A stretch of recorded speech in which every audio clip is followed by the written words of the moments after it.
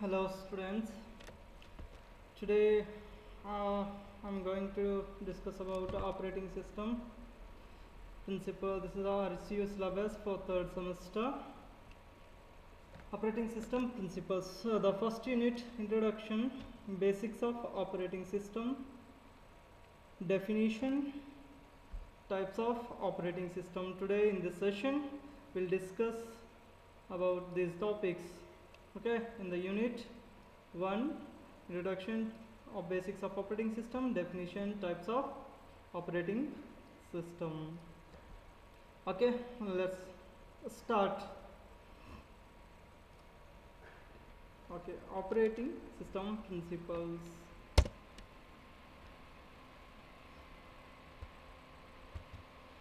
So first of all, we just know what is operating a system. What is an operating system? So operating system is a system software which acts as an intermediate between user and computer hardware. Okay, there is no particular definition. You can give your own definition how it works. That is the definition. Here formal definition will be there. An operating system is a program on which application programs are executed and acts as a communication bridge between the user and the computer hardware. See here, it acts as a bridge or a interface or a intermediate between computer machine and user. Okay, without operating system we will be not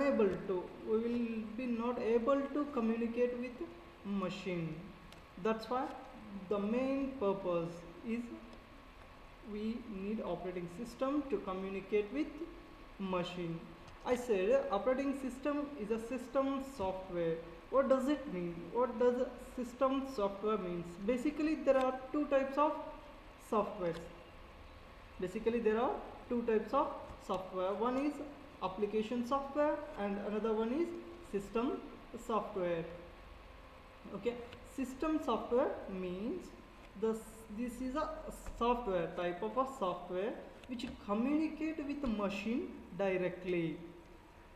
Which software communicates with machine directly without asking permission to communicate with a machine without asking permission. It communicates with the machine directly. So that kind of software we call system software. System software means which it doesn't require any software, any type of permission to communicate with system. So it directly communicate with the system. That's why we call it the system software. For example, for application software, as an application software needs permission of operating system. Application software needs permission to communicate with machine, computer hardware. Whose permission it's supposed to need? Whose permission it's supposed to ask? It should ask operating system. It should ask system software. Hey system software, I want to communicate with the machine. So if application software asks input resources, it requests to the operating system. Operating system will communicate with the machine and it gives back the result. Whatever it gives back the resources, what it asks, whether it is valid, if it is not harmful to the machine. So this is the operating system. Operating system not only acts as an interface between user and machine. It also manages resources, memory devices, processors and information. Okay, such a allocation of memory. If some application requires memory, it divides, it assigns some schedules which application is having higher priority. This kind of stuffs operating system manages all the resources. Okay, this is operating system. The main task of an operating system carries out is the allocation of resources and services, whose software, which application or which job is needed, which service, which resource. So this kind of work task operating system manages. And allocation of memory, how much memory it is required, how much memory this job required, another job required, these kinds of services, devices, processors, which application need processor speed, how much it needs, those kinds of management. Okay, now types of operating system.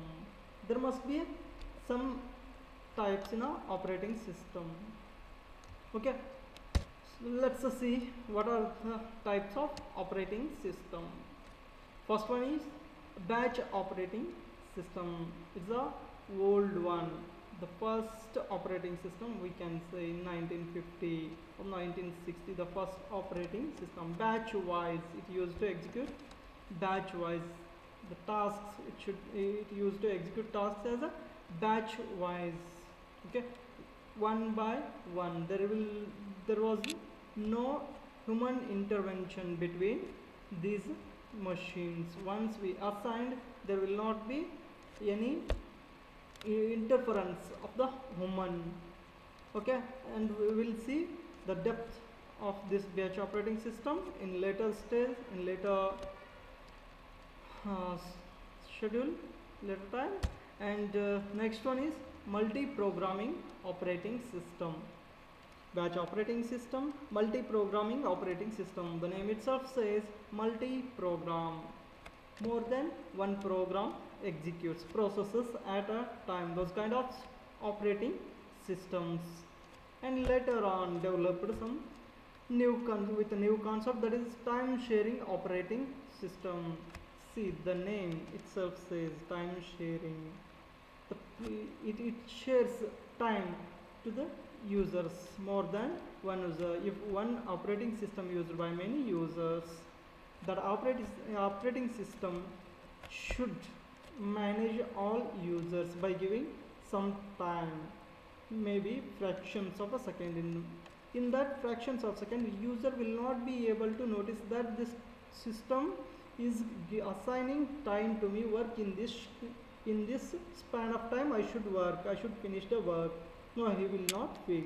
In such a way, it shares the time in quantum, in very fractions of a second. It gives the response to all users. So the time sharing operating system will be a very speed. We will not be able to identify that the system is giving time, assigning time. No, we will not feel like that.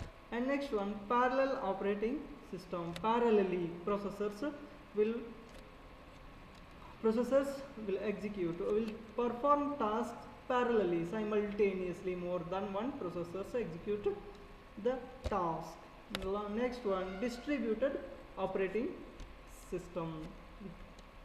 Distributed operating system, it distributes, it divides the task, it divides some processors for the user.